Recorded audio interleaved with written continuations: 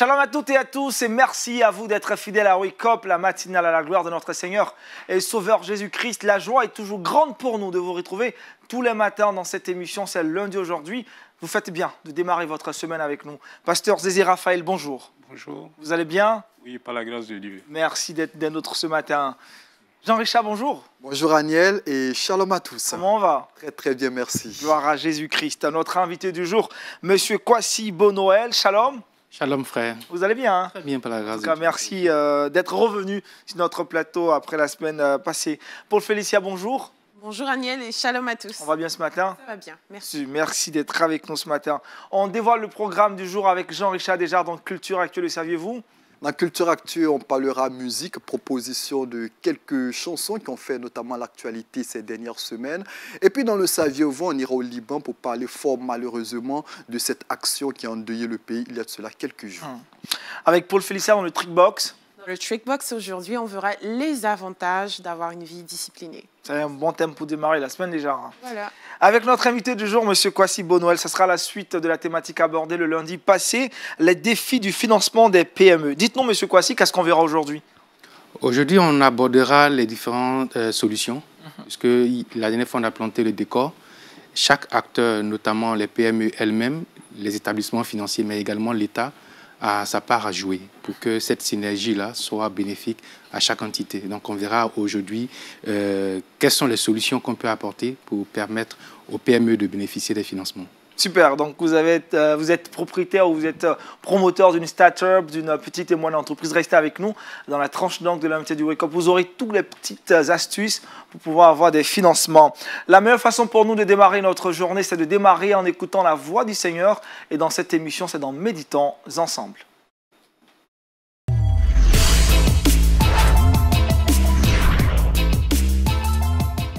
L'exhortation nous est apportée par le pasteur Zézé Raphaël avec pour thème « S'entendre pour mieux opérer ».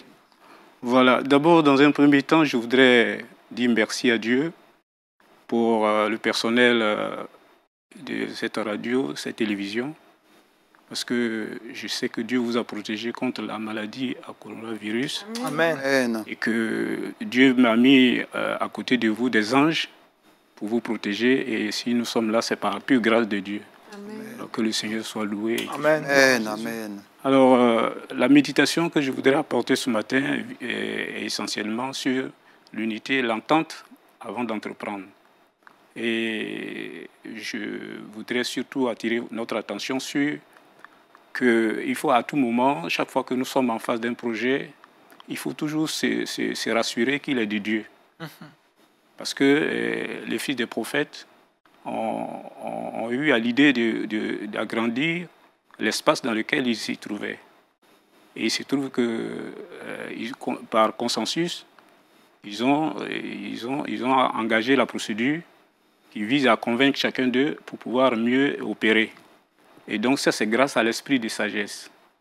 Alors vraiment que le Seigneur puisse nous aider à travers cette réflexion à mieux nous entendre pour mieux coopérer. Amen. Amen. Bon, alors, surtout dans ce passage de 2 Rois chapitre 6, que je demande à quelqu'un de Paul Félicia, elle va faire la lecture. Je vais ouvrir la Bible. 2 Rois, chapitre 6. à partir du verset 1 jusqu'au verset 7. D'accord. 2 Rois, chapitre 6, versets 1 à 7. Les fils des prophètes dirent à Élisée, « Voici le lieu où nous sommes assis devant toi est trop étroit pour nous. Allons jusqu'au Jourdain, nous prendrons là chacun une poutre et nous y ferons un lieu d'habitation. » Élisée répondit, « Allez. » Et l'un d'eux dit, « Consens à venir avec tes serviteurs. » Il répondit, « J'irai. » Il partit donc avec eux. Arrivés au Jourdain, ils coupèrent du bois. Et comme l'un d'entre eux abattait une poutre, le fer tomba dans l'eau. Il s'écria, « Ah, mon Seigneur, il était emprunté. » L'homme de Dieu dit, « Où est-il tombé ?» Et il lui montra la place. Alors Élisée coupa un morceau de bois, le jeta à la même place et fit surnager le fer. Puis il dit, « Enlève-le. » Et il avança la main et le prit. Voilà, donc ici, les fils des prophètes constatent une situation anormale, donc qui ne favorise pas une meilleure habitation et qui est de nature à témoigner de l'inexistence, de la présence de Dieu. Donc, il constate une chose anormale. Le tout n'est pas de constater, mais il faut mettre en action la machine pour qu'elle puisse opérer des transformations. Donc, ils ont constaté une chose anormale. Et ça, je voudrais surtout parler de ceux qui aiment toujours voir et jamais agir. Parce qu'on dit, ah, cette église-là, ça ne marche pas, cette association ne marche pas, mais ils n'ont pas de solution. Et il faut s'inspirer, c'est-à-dire quand tu dis qu'une situation est anormale, ça suppose que préalablement, tu as mené des réflexions en vue d'améliorer la situation anormale. Bon, il ne faut pas seulement critiquer pour critiquer, il faut apporter des solutions. Ici, les filles des prophètes ont constaté une situation anormale. Ils ont pris de façon collective, et par une commune compétence et une volonté commune, ils se sont engagés à la réalisation de l'initiative qui a été prise.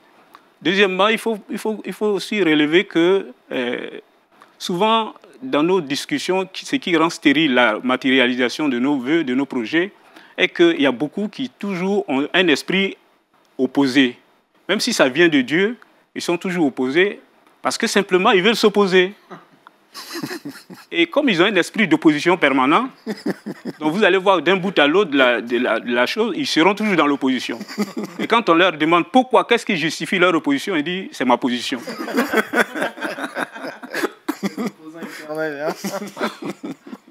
Alors c'est dommage que ce soit ainsi, qu'on ait toujours des opposants qui sont vraiment pas opposants. Alors donc ça c'est la deuxième chose. Troisième chose, c'est que les enfants des prophètes, bien qu'ils soient prophètes professionnels, ils ont eu recours à un supérieur qui est aussi plus prophète qu'eux, c'est-à-dire Élisée.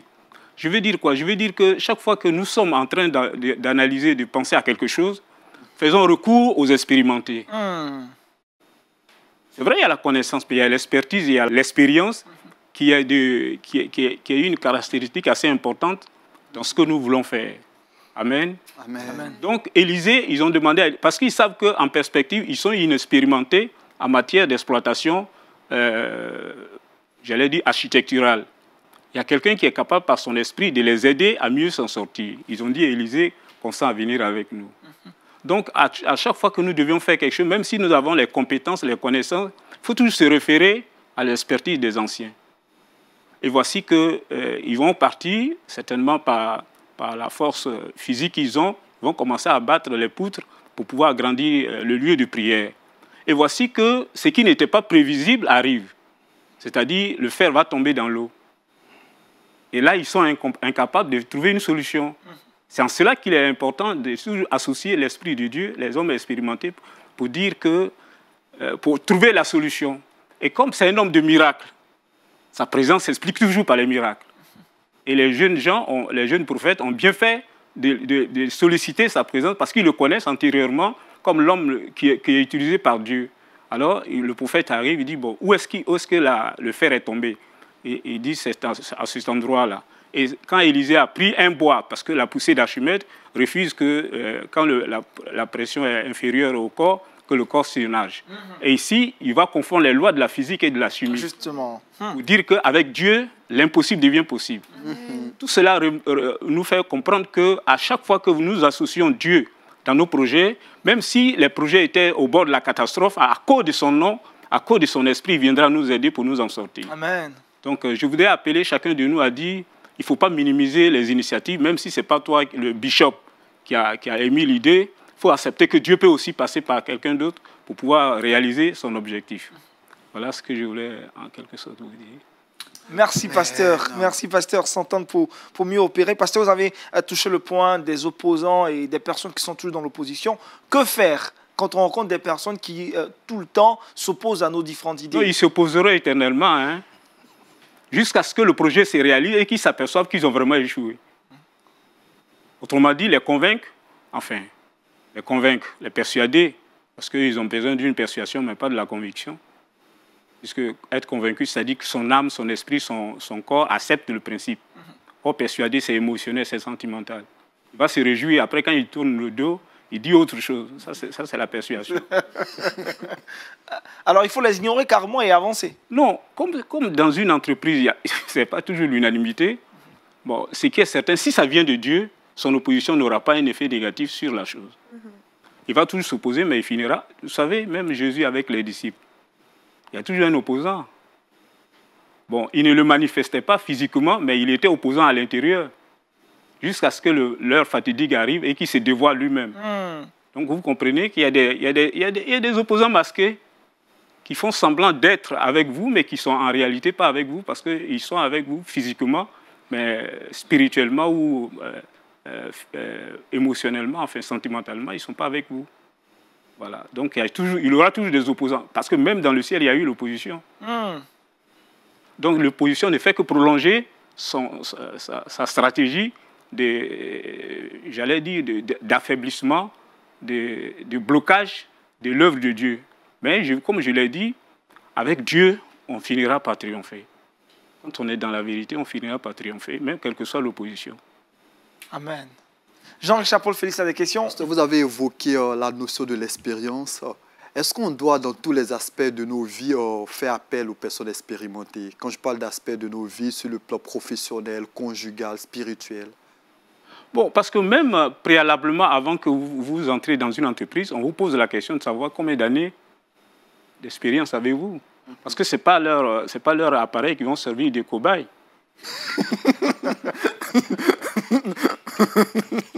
Ce n'est pas des éprouvettes.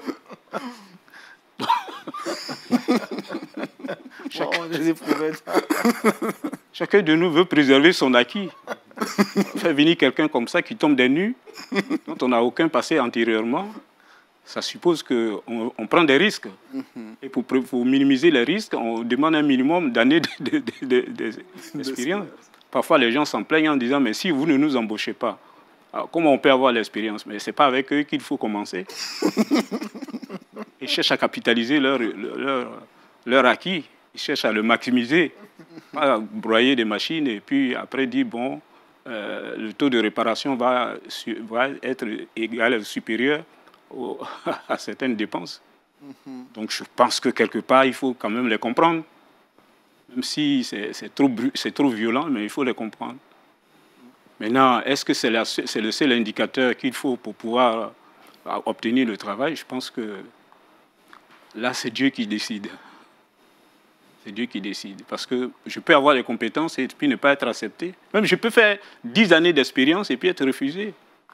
Parce que ça dépend de Dieu. Si Dieu veut que tu sois dans telle entreprise, quelles que soient tes compétences minimes ou maximum, on finira soit par t'accepter ou par te refuser. Mais il faut toujours recourir à l'Esprit de Dieu. Est-ce que c'est vraiment Dieu qui veut que je sois ici? Ça aussi, ce sont des interrogations qui doivent surgir dans notre conscient, dans notre subconscient, chaque fois que nous sommes en face d'une situation. Ne pas toujours diaboliser l'autre. Le patron, là, il n'est pas converti, il est païen, c'est le diable qui a fait qu'il m'a refusé. C'est toujours le diable, hein? Il y a certains principes moraux, physiques, professionnels qu'il faut respecter. Enfin, je sais que notre frère est bien placé pour me dédouaner. Voilà. Pasteur, est-ce que selon votre expérience aujourd'hui, les jeunes accourent vers les doyens, les anciens, les sages, comme on peut dire entre griffes, pour pouvoir avoir de l'expérience aussi ou avoir quelques connaissances, quelques notions? Oui, il y a certains qui le font, d'autres piqués par l'orgueil n'osent pas le faire, mais certains le font. Est-ce que pour vous, c'est un manque d'enseignement ou finalement, c'est autre chose que cela? Bon, manque d'enseignement, peut-être oui. Comme je dis, tout dépend de la position spirituelle de l'individu. S'il pense que celui qui a fait l'expérience avant lui est mieux équipé pour l'aider, ça, c'est une dose d'humilité qu'il faut. Si tu sais que tu ne sais rien, tu dois toujours chercher à avoir ceux qui sont plus expérimentés que toi. Mais dès l'instant, tu dis, bon, on a le dénominateur commun qui est le Saint-Esprit. On a la parole de Dieu. On a tout ce qu'il faut pour pouvoir réussir. Donc, qu'est-ce que ça me coûte d'entreprendre sans avoir les aînés qui vont tous se glorifier de mon succès? C'est grâce à moi qu'il est devenu, grâce à moi. Ils craignent ça et puis, bon, ils s'engagent à leur risque et péril. Et c'est quand ils cognent le mur qu'on dit, bon, vraiment... Papa, j'aurais pu m'incliner devant toi pour te demander conseil, mais voilà, aide-moi. Donc, on est toujours en gilet de sauvetage, on est toujours en sapeur-pompier, parce que c'est après les incidents, les accidents qu'on recourt aux expérimentés. Or, il faut le faire pour maximiser un peu sa capacité à réussir. Parce que ça ne se paye pas quand même. Partager une expérience avec un plus jeune, ça ne coûte rien. Ça demande seulement l'humilité. Et puis une bonne attitude qui convainc aussi l'autre en face. Pas lui asséner de toutes sortes de questions pour le ridiculiser. Parce que peut-être le langage de Molière, ça ne passe pas bien.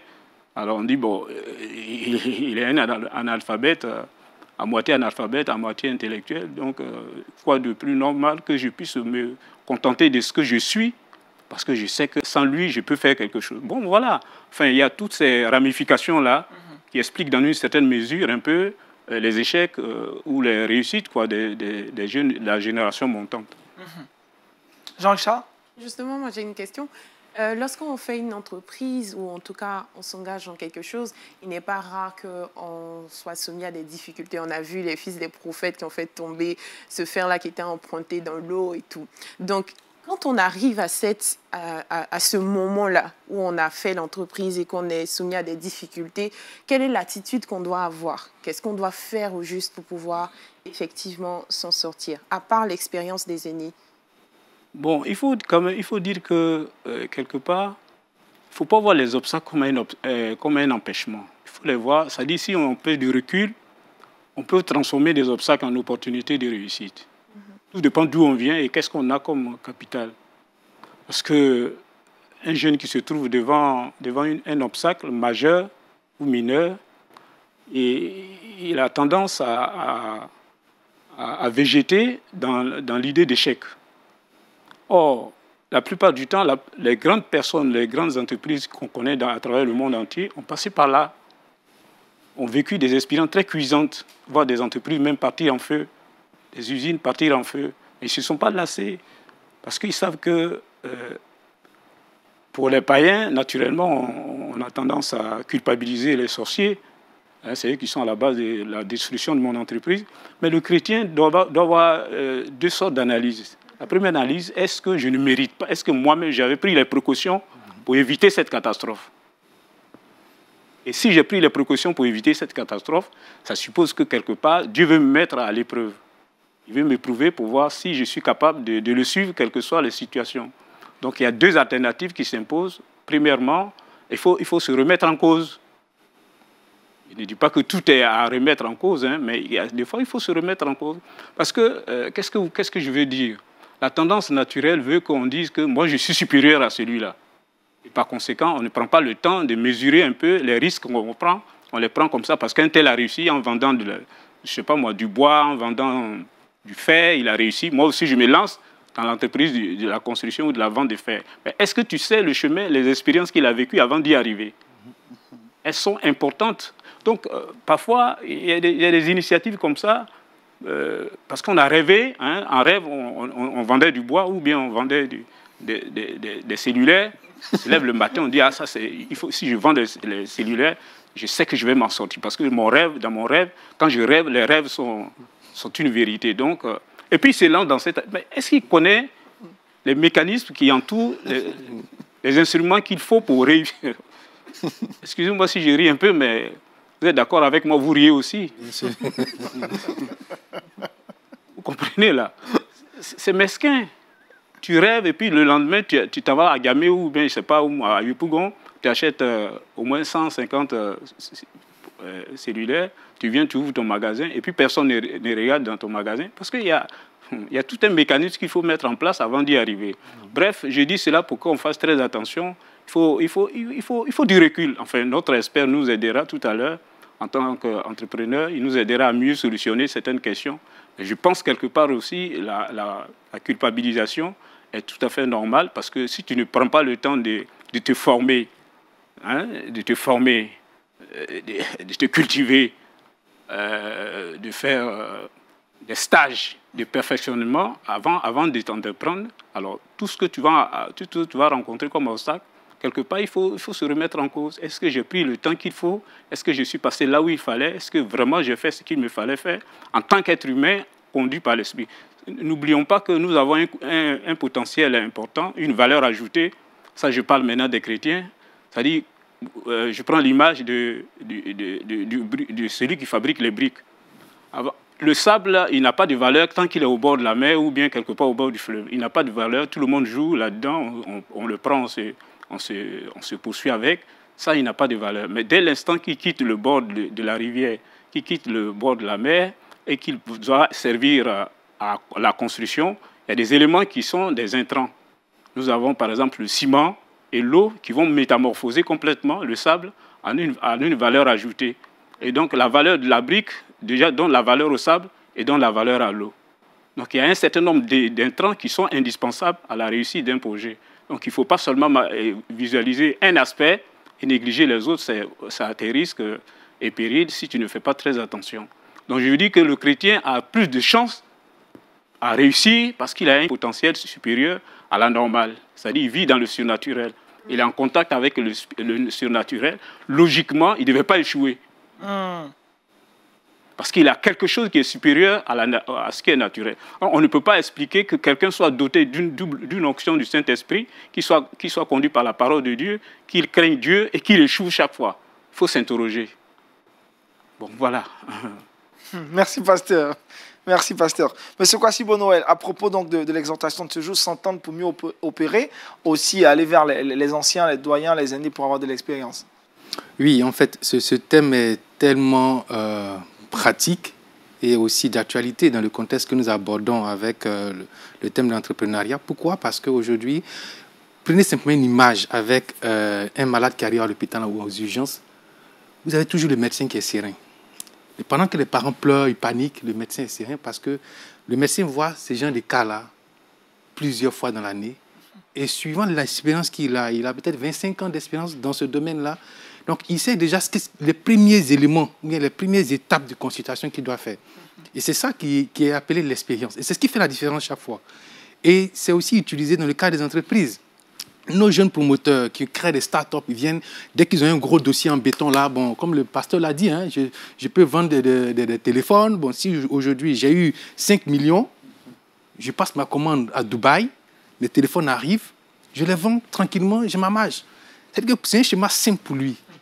Mais quand il va arriver devant son conseiller financier, 2 seules questions peuvent lui permettre de savoir si son projet va réussir ou pas. De mon expérience, j'ai eu plusieurs cas comme ça où l'entrepreneur vient avec un gros dossier en béton.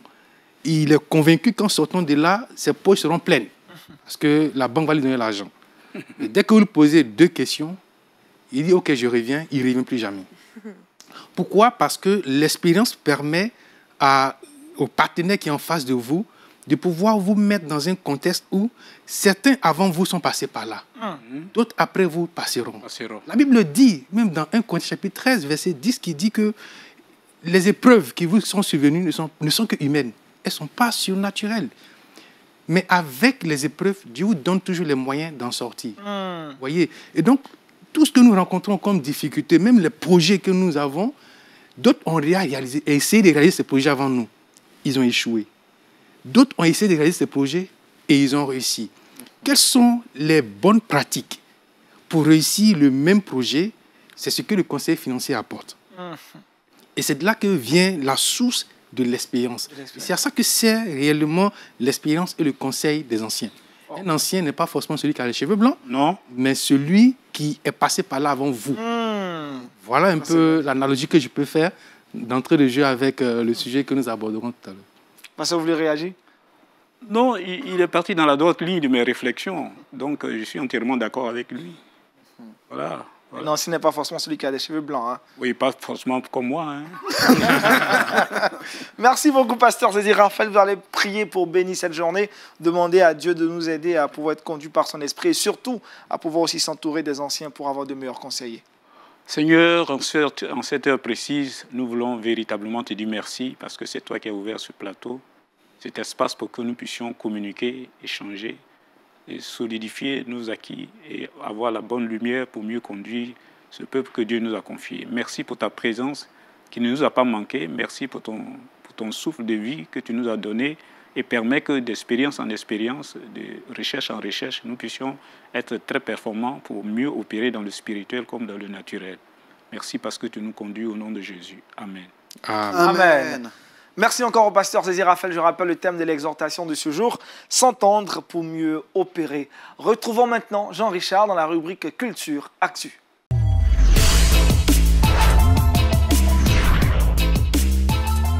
Avec Jean-Richard ce matin, nous parlons de musique. Effectivement, merci Aniel. Aujourd'hui, on a décidé de parler de musique, de vous présenter surtout 3 vidéos qui ont un dénominateur commun. Ces vidéos parlent notamment de foi, de puissance et de fidélité. Vous le savez, depuis cette période de confinement, la musique est pratiquement à l'arrêt. Parlant de musique, je parle notamment des spectacles. Les artistes chrétiens, depuis leur confinement, ont essayé d'égayer tant bien que se peut la plupart des mélomanes à travers différentes vidéos. Aujourd'hui, j'ai décidé de présenter 3 artistes qui se sont illustrés ces dernières semaines à travers différentes vidéos qu'ils ont réalisées depuis leur domicile. Le premier artiste que je vous présente est originaire de l'Afrique du Sud. L'Afrique du Sud qui est connue notamment pour ses groupes gospel, notamment Soweto Gospel Choir, Swane Gospel Choir ou encore des artistes tels que Benjamin Doubé. C'est vrai que cet artiste n'est pas très connu sous nos tropiques. Vous le voyez par moments sur les antennes de lumière du monde télévision. Son nom, c'est Dr Toumi. Eh bien, Dr Toumi est une grande voix de la scène gospel africaine. Il est né le 10 juillet 1981, âgé aujourd'hui de 39 ans. Dr Toumi a consacré la grande partie de sa vie à la médecine. Après des études secondaires, il a décidé d'aller à la faculté de médecine. Il a pratiqué la médecine pendant 10 ans, avant notamment de se consacrer à la musique gospel. Et depuis lors, il éclaire un tant soit peu le monde de sa voix assez puissante. Vous aurez l'occasion de découvrir l'une de ses chansons dans quelques instants, voix puissante. Depuis le confinement, depuis cette crise sanitaire, dans sa maison, dans son studio, dans sa maison, il essaie d'apporter de la joie, de la gaieté à tout le corps de Christ. On aura l'occasion de le découvrir dans quelques instants. Parcourons l'Afrique et arrêtons-nous du côté du Kenya. C'est un pays que nous pratiquons très peu à travers sa musique. Et aujourd'hui, j'ai décidé de vous présenter une grande voix de ce côté-là. Son nom, c'est Eunice Njeri. Eunice Njeri, qui est née le 2 janvier 1983. Elle est âgée de 37 ans aujourd'hui. Elle est connue surtout pour sa voix candide, rassurante, apaisante. Je l'ai dit, elle est âgée de 37 ans. Elle a sorti son premier album au début des années 2000. Et depuis des années, elle essaie d'apporter également sa gaieté. Elle réalise depuis cette période de confinement plusieurs vidéos pour apporter aussi de la gaieté. Elle a une vidéo qui a été virale, je vous le proposerai dans quelques instants. Et puis la dernière voix que je tiens à présenter à toutes ces personnes qui nous regardent, c'est une voix nigériane. Le Nigeria qui est connu surtout pour son gospel, avec des voix telles que Sinach, Ada. Mais n'empêche qu'il y a d'autres voix qui sont très peu connues. Son nom, c'est Nke Ogboruche. Vous la voyez sur ces images. Grande voix aussi de la scène gospel. Elle est auteure, compositeur, interprète, originaire du Nigeria. Elle a commencé sa carrière à l'âge de 10 ans. Elle était membre dans une chorale des églises Assemblées de Dieu. Elle a sorti son premier album en 2015, un album à succès. C'était un album avec un florilège de cantiques et de messages à la gloire du Seigneur Jésus-Christ. Ensuite, elle a sorti son deuxième album en 2018 et depuis lors, elle a multiplié les singles. Elle a collaboré avec de grandes voix de la scène gospel internationale, telles que Kira Shed, Choma Jesus, telles que Frank Edwards, grande voix également, qui depuis le confinement, depuis son domicile, a entretenu également le corps de Christ. Voici donc, Aniel, 3 artistes que je tenais à présenter, 3 artistes africains. Le premier, c'est Dr Toumi. Deuxième, Eunice Njeri du Kenya. Et puis la dernière, Nke Ogboruche. Regardons ensemble ces vidéos qui ont apporté beaucoup de gaieté au corps de Christ.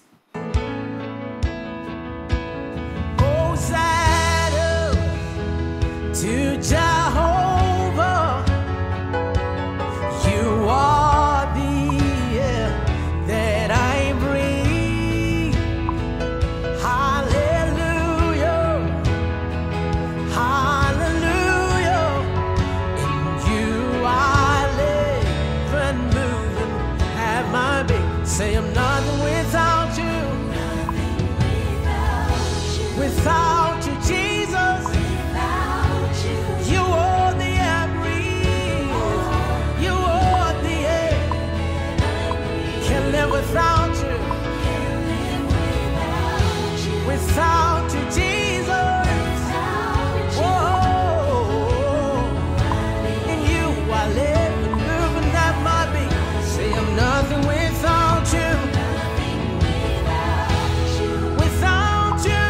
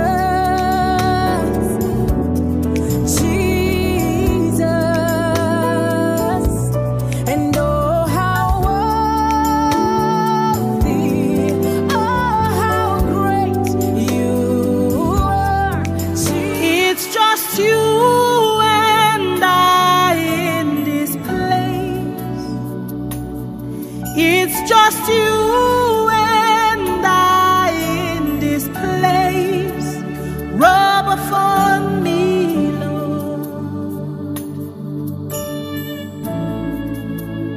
Rub upon me, Lord.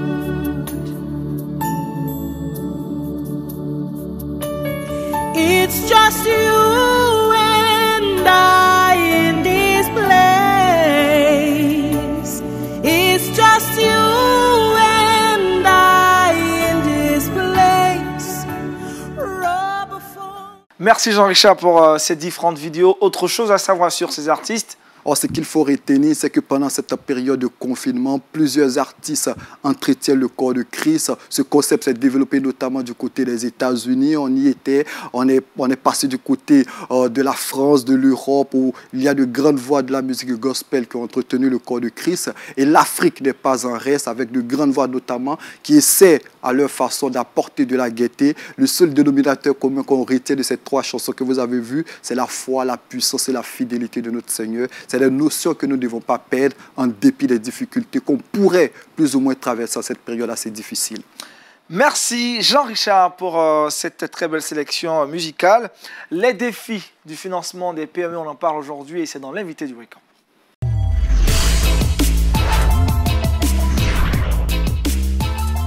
Notre invité du jour, M. Kwasi Bonoel, cadre de banque. La thématique, nous l'avons déjà abordée la semaine dernière. C'est la suite et la fin de cette thématique aujourd'hui. Les défis du financement des PME, on en parle. Des solutions, certainement. M. Kwasi, dites-nous tout aujourd'hui sur ce qu'on doit savoir pour avoir des financements. Parce que Jean-Richard se lance bientôt dans les startups. Merci. Comme on avait déjà planté le décor, aujourd'hui, plusieurs entreprises, plusieurs entrepreneurs butent devant leur croissance en termes de développement de leurs entreprises. Et les enquêtes ont montré que le premier obstacle que tous ces entrepreneurs, de manière unanime, ont relevé, c'est le financement. Après cet obstacle, vous abordez le coût du financement. Donc, ce qui veut dire que si on devait faire une proportion en termes de pourcentage, le financement et son coût représentent à peu près 70% des problèmes que rencontrent les entrepreneurs sur le chemin de leur croissance. Après cela vient maintenant la taxe, les impôts et les contraintes étatiques. Mais nous pensons qu'aujourd'hui, ce qu'il faut retenir, c'est qu'il y a forcément une raison si ce contexte, si ce schéma, si ce tableau a été dépeint.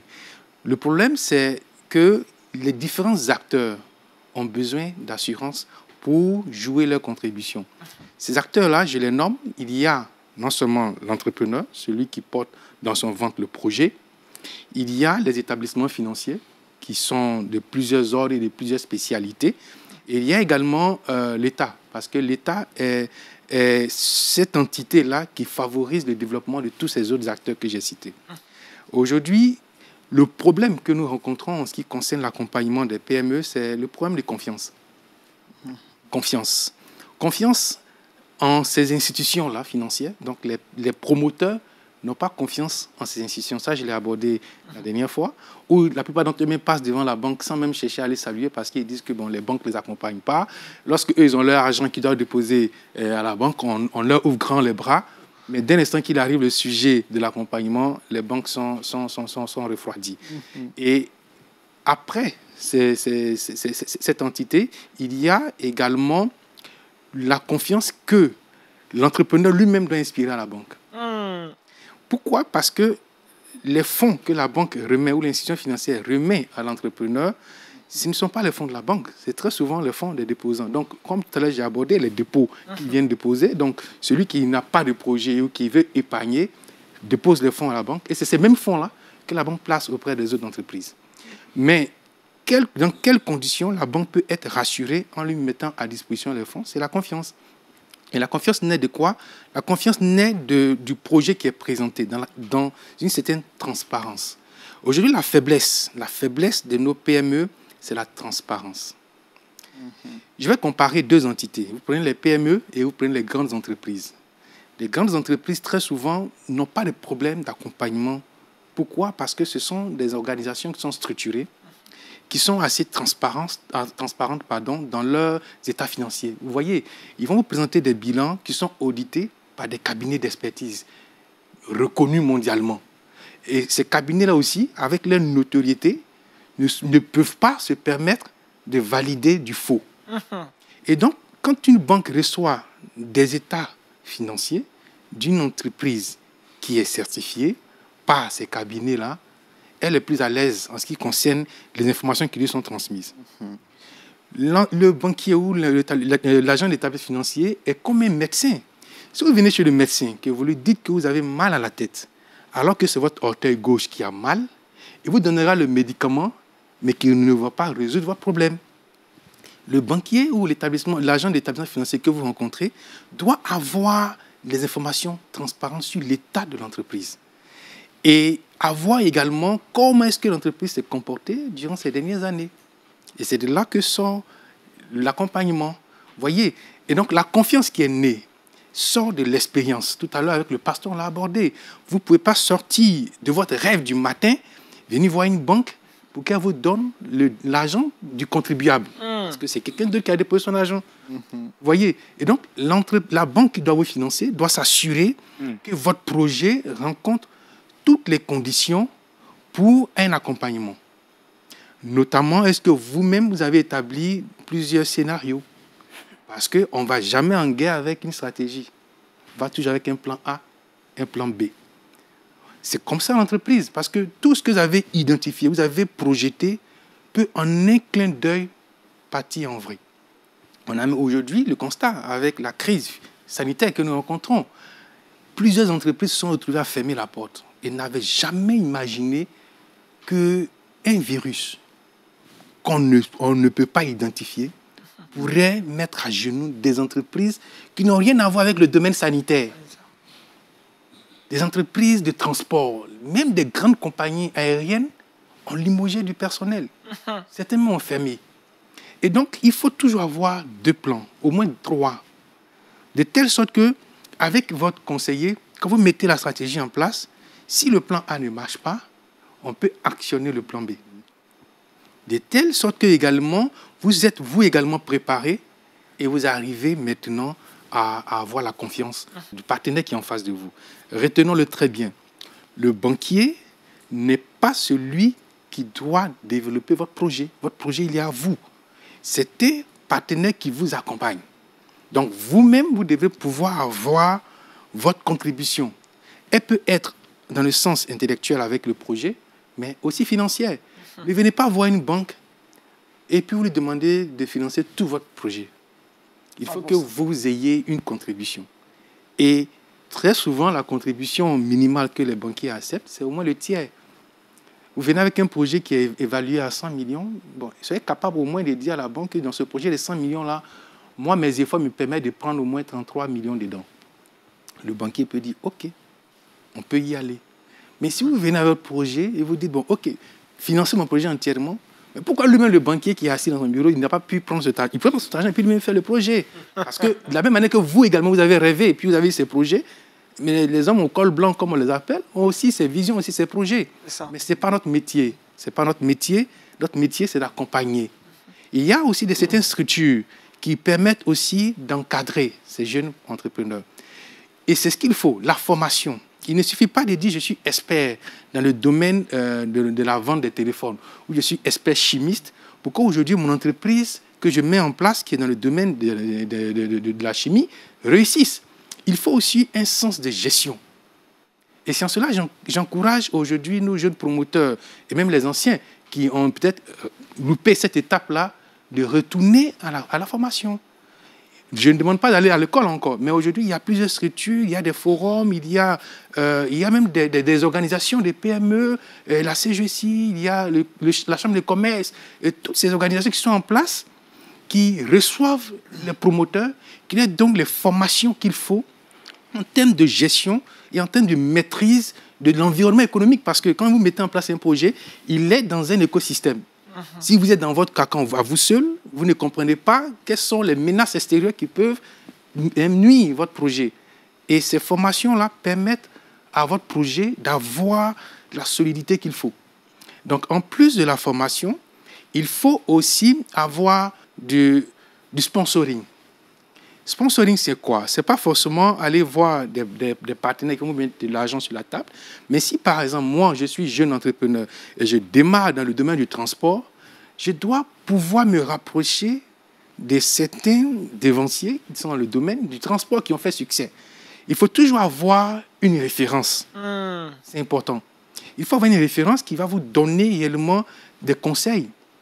Et même si vous pensez, et très souvent, c'est que les promoteurs, juste une parenthèse, les promoteurs ignorent, c'est que certaines grandes entreprises qui sont souvent dans des secteurs où ils ont presque le monopole ne voient pas toujours des petites entreprises ou des PME qui les approchent comme des concurrents. Non.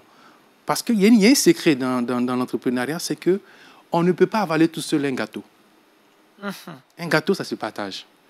Aujourd'hui, une étude a montré que certains secteurs d'activité sont tellement prolifiques qu'une seule entreprise ne peut pas satisfaire le marché. Et donc, les grandes entreprises, souvent, trouvent un avantage à sous-traiter avec certaines petites entreprises de telle sorte qu'eux, ils puissent se concentrer sur des projets assez importants. Donc, même si vous êtes dans le domaine du BTP, aujourd'hui, on le constate très bien. Une entreprise peut avoir le marché de développement de la voie de l'Ouest, d'Abidjan jusqu'à Amman, par exemple, mais avec tout ce qu'elle a comme équipement, elle ne peut pas réaliser elle seule. Elle va ouvrir un appel d'offres à candidature pour sous-traiter certaines pans du projet avec des PME. Et c'est en cela que la PME peut commencer à faire ses premiers pas. De telle sorte qu'après avoir réalisé premier projet, deuxième projet, avec ces sponsors-là, souvent quand vous commencez ces sponsors, ils vous donnent des facilités même que les banques ne vous donnent pas. C'est un moment où vous dites, bon, ok, d'accord, moi, je vais vous faire une avance pour réaliser le projet. Et quand vous faites votre business plan, l'avance qu'ils vous font là peut vous permettre de réaliser le projet même à 80%.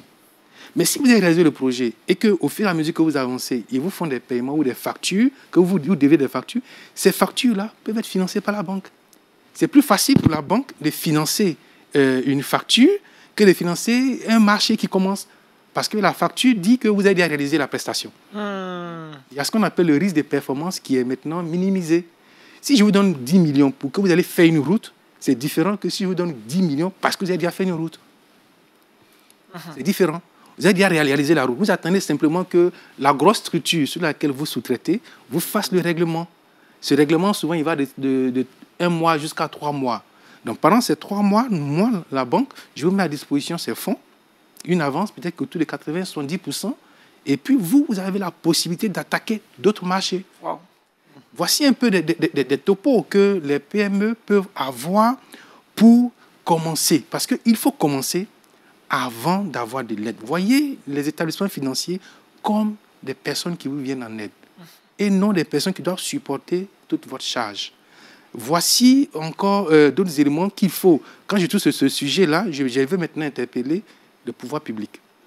L'un des éléments qui fait qu'aujourd'hui, les financements sont rares, même dans le secteur public, c'est que l'État paye les factures dans de très longs délais. Vous réalisez une prestation aujourd'hui, le paiement viendra dans 8 mois, dans 6 mois. Bon, pendant ce temps, qu'est-ce que vous faites? Est-ce que vous devez attendre le paiement pour recevoir votre marge et puis attaquer notre projet? Ce n'est pas évident. Et très souvent, c'est en ce cas-là que les banques, les établissements financiers sont sollicités pour combler ce délai. Mais la confiance va aussi dans le respect de l'engagement même de l'État derrière. Aujourd'hui, plusieurs paiements qui sont adossés à des financements de l'État sont reportés parce que l'État aussi tire sur les délais. À un moment donné, tout le monde s'assoit et puis on regarde. Et ça ralentit, effectivement, ça crée cette méfiance-là, même au niveau même des financements des projets d'État. Ce qu'il faut retenir, c'est qu'aujourd'hui, chaque entité doit jouer sa partition.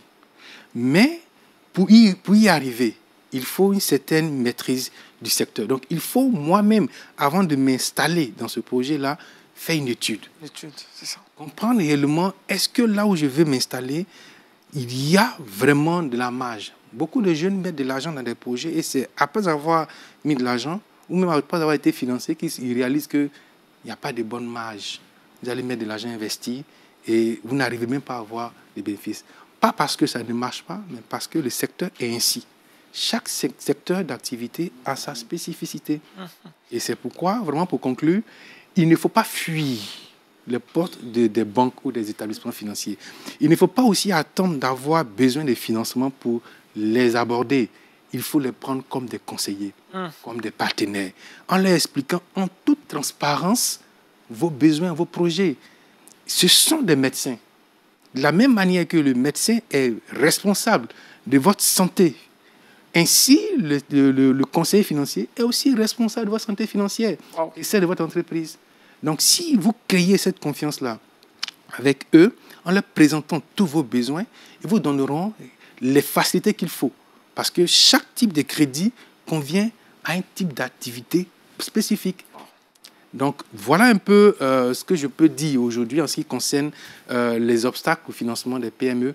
Et tout cela va sous le socle qui est la confiance. Confiance. C'est bien clair, Jean-Richard, il n'y a plus d'obstacles, plus de flou dans l'esprit, on sait ce qu'il faut faire. Parce qu'on a les astuces maintenant, un mot à dire, astuces qui vient d'être exposées. C'est une évidence, hein. Ce qu'il a dit est correct, c'est son milieu d'activité, il a beaucoup acquis. Et je pense que ce qu'il vient de dire est tout à fait normal. Merci encore, M. Kwasi Bonnoël, les jeunes entrepreneurs et même les vieux entrepreneurs que nous avons écoutés. Sont satisfaits. On sait à qui tu t'adresses. Merci, Pasteur. On va retrouver Paul Félicia dans le Trickbox et c'est maintenant.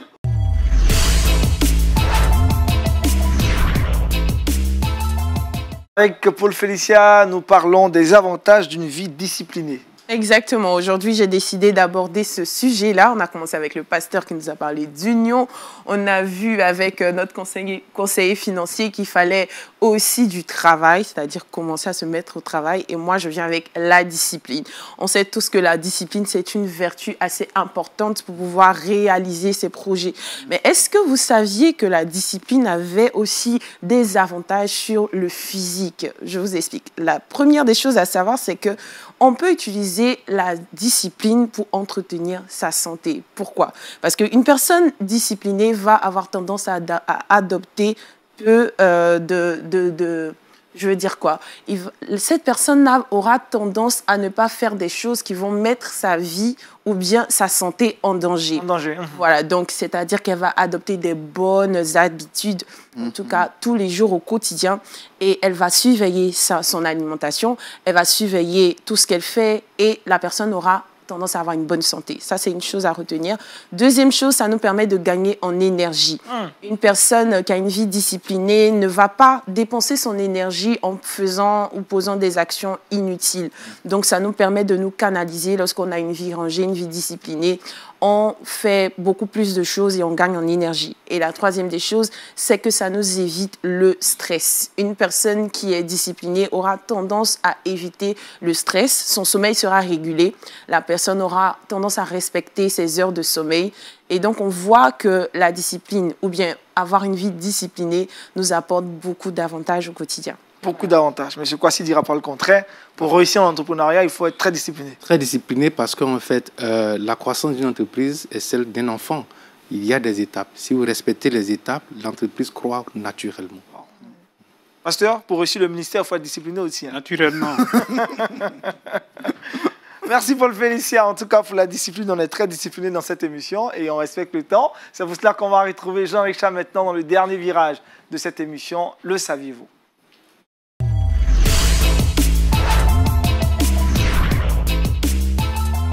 Jean-Richard, avec toi, on part à Beyrouth, au Liban. Effectivement, chéri discipliné, concis et précis. Vous le savez, l'actualité était marquée notamment par le Liban. Je ne vais pas revenir sur la situation qui a prévalu dans ce pays. Des chaînes d'information sont revenues assez énormément sur cette situation. Mais ce qu'il faut retenir, c'est que cette explosion dans le port de Beyrouth a fait plus de 150 morts, près de 4000 blessés, des centaines de milliers de sans-abri. Au regard de cette situation, on a vu que le Conseil des Églises du Moyen-Orient a invité les chrétiens du monde entier à prier pour les victimes et leurs proches, a invité tous les chrétiens du monde entier à se mobiliser. Eh bien, du côté du Liban, les chrétiens ne sont pas en reste puisque l'hôpital général de Beyrouth qui était endommagé par l'impact de l'explosion, les chrétiens se sont mobilisés non seulement pour éliminer les débris du site, ils ont apporté des vivres, des non-vivres à toutes ces personnes qui y étaient. Et puis à côté de cela, il y a des organisations humanitaires chrétiennes du côté du Liban qui se sont mobilisées. Je pense notamment à Christian Aid, à l'ONG World Vision qui ont décidé non seulement d'aider des personnes vulnérables, d'aider aussi des familles qui n'ont plus de domiciles. L'Église a ouvert ses portes à ces milliers de personnes. C'est quelque chose qu'il faut saluer et puis continuer de prier pour cette nation. Monsieur Kwasi, réaction?